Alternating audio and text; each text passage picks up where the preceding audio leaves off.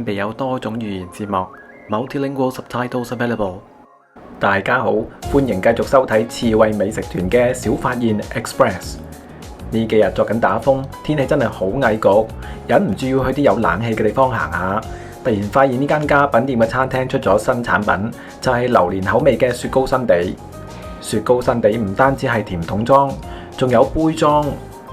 杯裝嘅價錢就會貴啲，但係亦都會聲稱特濃，即係額外加咗榴蓮果肉。喺售賣機買嘢食嘅時候，甚至可以榴蓮肉加倍，最多去到4份果肉，價錢就會由16蚊去到最貴嘅81蚊。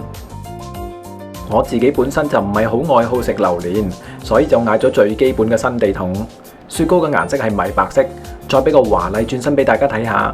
呢隻最基本嘅版本係唔會有榴蓮嘅果肉嘅。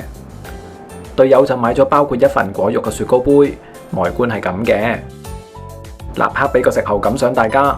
基本版嘅雪糕唔會太過甜，有清清淡淡嘅榴蓮味，啱晒好似我呢啲麻麻地食榴蓮嘅人。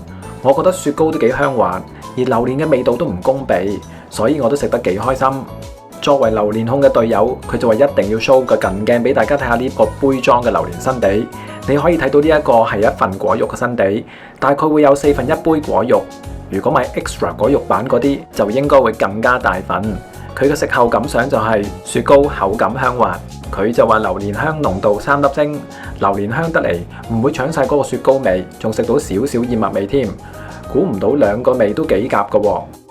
今集就講到呢度，下一集見。本影片並非廣告，全屬個人視頻分享。由於餐飲計劃時有改動，是次分享嘅價格同埋細節可能與最新安排有差異，如細節上有錯漏，敬請見諒。多謝你睇完晒我哋段片，希望你會喜歡。中意嘅話，請俾個 like 支持下，以及訂閱我哋嘅頻道，仲有可以撳埋個鐘仔搶先看。Thanks for watching and see you soon. Ciao.